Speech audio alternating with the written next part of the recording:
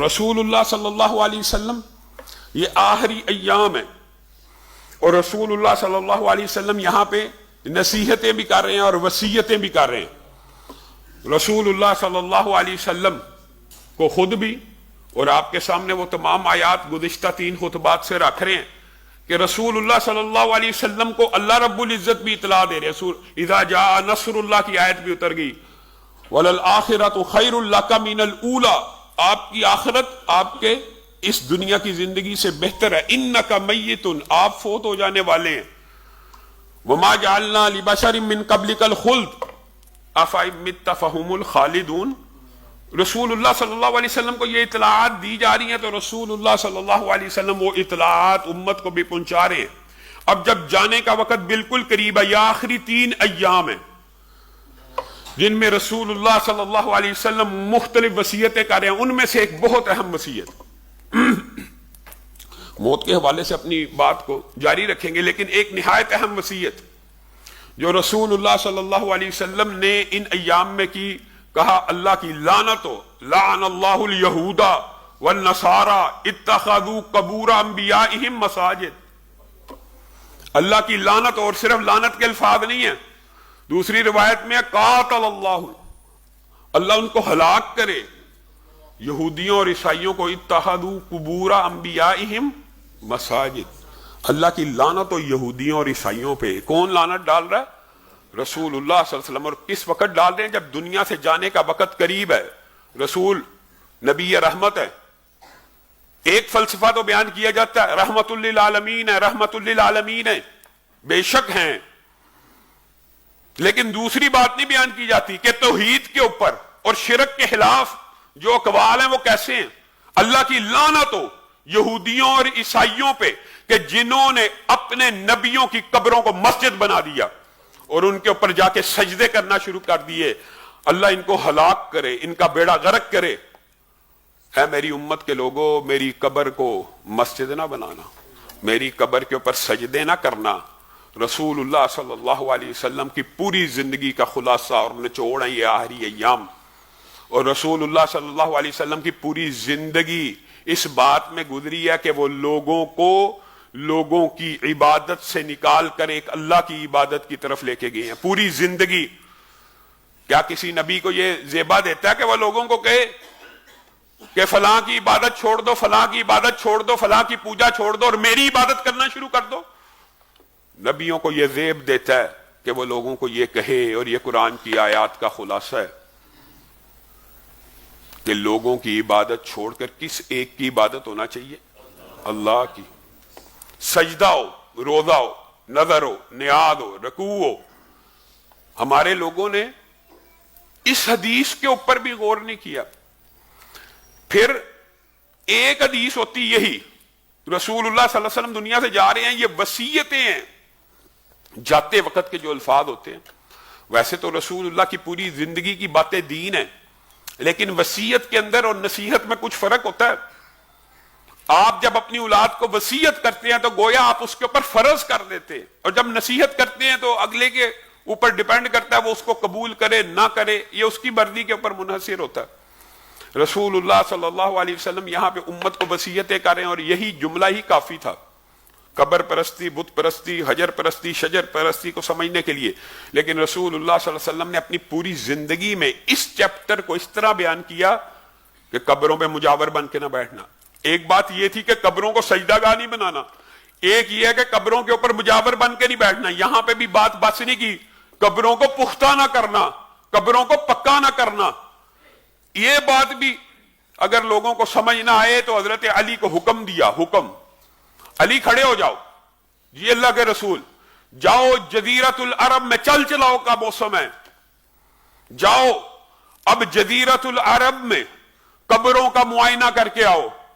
اللہ کے رسول معائنہ کر کے کرنا کیا ہے؟ جو قبر ایک بلش سے اونچی نظر آئے اس کو مٹا کے برابر کر دو۔ یہ سنت ہے کہ قبر کوہان نما ہونی چاہیے، قبر زمین سے کچھ اوپر ہونی چاہیے، یہ سنت ہے۔ رسول اللہ کی زندگی میں ایسی قبریں بنی، لیکن اس کی اونچائی ہونی کتنی چاہیے؟ ایک بلشت۔ اور رسول اللہ صلی اللہ علیہ وسلم نے حضرت علی کو حکم دیا جو قبر ایک بلش سے اونچی نظر آئے اس کو مٹا کے برابر کر دو. وہ قبر کی یہ شرط نہیں رکھی جو قبریں پکی نظر آئیں. میں نے اور آپ نے اس چیپٹر اور اس موضوع کو بھی سمجھا نہیں. یہ اہل حدیث ہے، یہ دیوبندیاں، ہم جی شرک نہیں کرتے. ہمارے اندر چونکہ یہ مسئلہ نہیں ہے شرک کا یا قبروں کو سجدہ کرنے کا. ہماری 1.5 فٹ اونچی بھی ہو تو خیر ہے. 1.5 2 فٹ اونچی قبریں بنائی جاتی ہیں. یہاں پہ قبر کی پختگی کی بات ہی نہیں کی رسول اللہ صلی اللہ علیہ وسلم نے. بعض لوگ یہ اس سے استدلال کرتے ہیں مراد یہ تھی کہ جو قبریں پکی ہیں وہی ایک بلش سے اوپر ہیں. اس دور میں یہ بات ٹھیک ہے کہ جو پختہ ہوتی تھی انہی کا قد اوپر ہوتا تھا. لحدی قبروں کا رواج بھی تھا. شکی قبر بھی اسلام میں جائز ہے. رسول اللہ صلی اللہ علیہ وسلم کی زندگی کے اندر دونوں قبروں کے ماڈل موجود ہیں. لیکن عرب میں لحدی قبر ہوتی تھی تو وہ نیچرلی ایک بلشت کی ہوتی تھی. تو وہ ان کا یہ گمان ہے بعض محدثین کا چونکہ یہ حدیث ایک بلش سے اوپر کیا تو اس سے مراد صرف پکی قبریں تھی. یہ بات بھی نہیں ہے. شکی قبروں کا رواج بھی تھا اور رسول اللہ کی زندگی کے اندر مراد یہ ہے تختے والی قبر ایک ہوتی ہے جس کے اوپر سلیبیں ڈالی جاتی ہیں جو برے صغیر میں رائج ہے. یہ قبر بنانا بھی جائز ہے. اور ایک وہ ہے جو عرب میں معروف ہے اور پاکستان میں بھی کسی حد تک بعض علاقوں میں پائی جاتی ہے کہ اس میں سلیبیں نہیں ڈالی جاتی.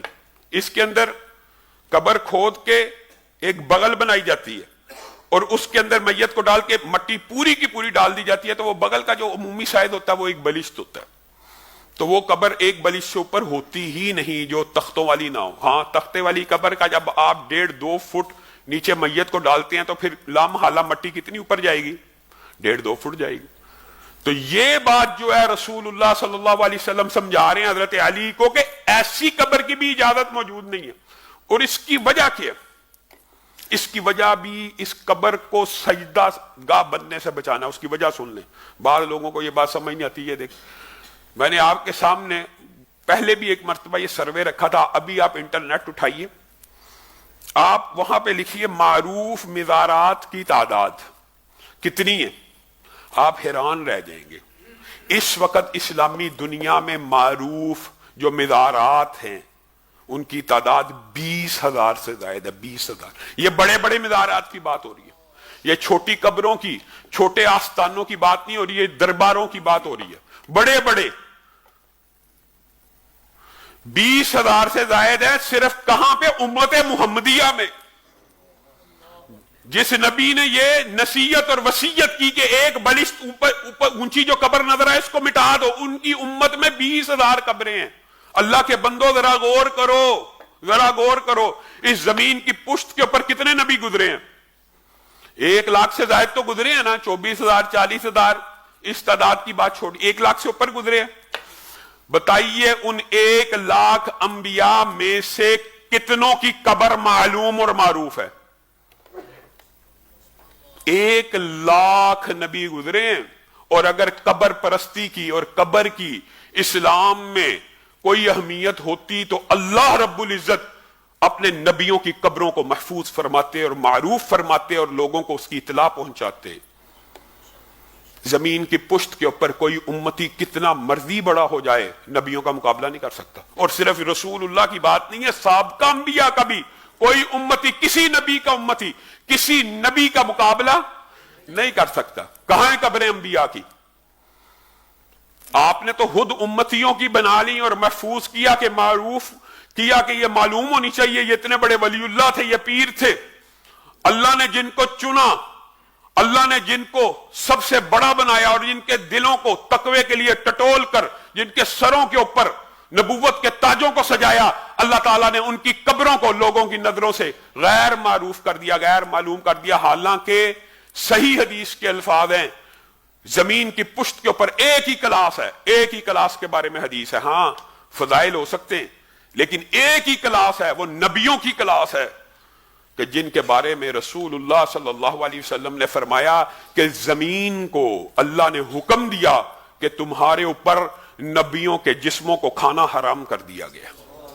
صرف نبی وہ کلاس ہیں کہ جن کی بدن کو بھی زمین کی مٹی نہیں کھا سکتی, صرف نبی. ہاں آپ نے واقعات سنے ہیں احد کے, بدر کے, مختلف علاقوں کے کہ ہم نے قبر کھولی 10 سال گزر گئے کفن بھی میلا نہیں میت اسے، یہ اعزاز ہو سکتا ہے، لیکن یہ سمجھنا کہ کسی بندے کی جسم کو اگر قبر کی مٹی کھا گئی ہے وہ برا ہے، یہ فلسفہ غلط ہے.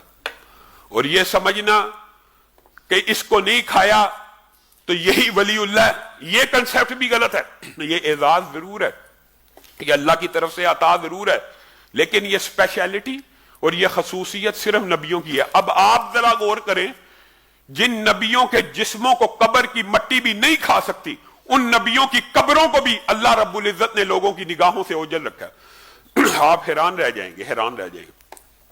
شاید آپ لوگوں کے علم میں نہ 16 انبیاء ہیں، 16 1 لاکھ میں سے، کہ جن کی قبروں کے بارے میں امکان ہے کہ شاید یہ حضرت دانیال کی قبر ہے، شاید یہ حضرت موسیٰ کی قبر ہے، شاید یہ حضرت ابراہیم کی قبر ہے، اور یہ ساری باتیں کس کے ساتھ ہیں؟ شاید کے ساتھ. 6 انبیاء کے بارے میں کچھ یقین ہے کہ یہاں قبر ہے، اور صرف ایک نبی ایسے ہیں جن کی قبر معلوم ہے، اور وہ نبی دنیا سے جاتے ہوئے مجھے اور آپ کو کہہ رہے ہیں میری قبر کو سجدہ گاہ مت بنانا.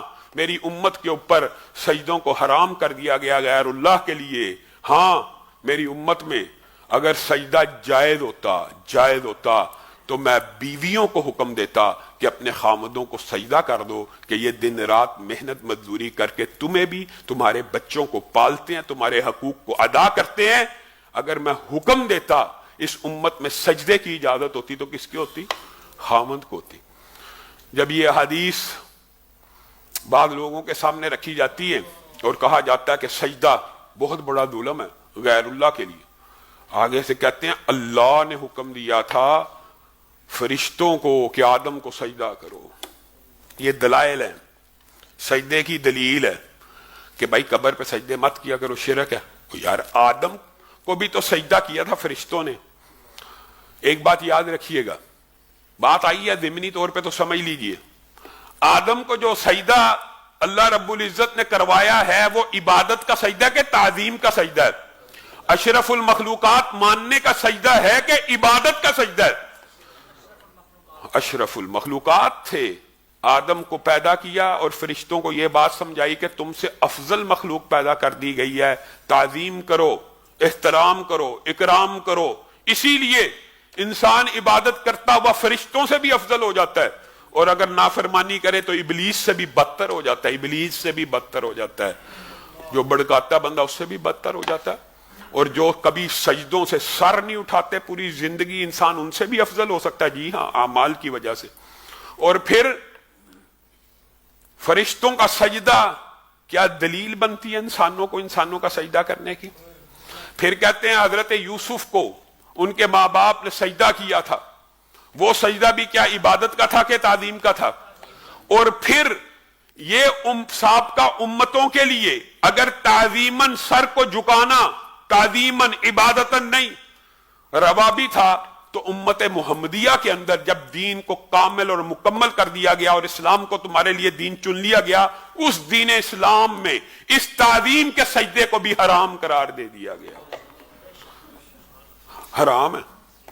اچھا، جو لوگ ان کے علماء ہیں وہ یہ بات اب کہنا شروع ہو گئے ہیں حرام ہے، تعظیم کا سجدہ بھی حرام ہے، لیکن ان کا آگے سے استدلال دیکھیے، یہ جی اب تعظیم کا سجدہ کرتے ہیں تو پھر شرک نہیں ہے. جب امت کے اندر اس چیز کو حرام قرار دے دیا گیا اور سجدے کو خاص اللہ تعالیٰ کے ساتھ مخصوص کر دیا گیا، اب یہ عمل غیر اللہ کے لیے ہوگا تو شرک ہے.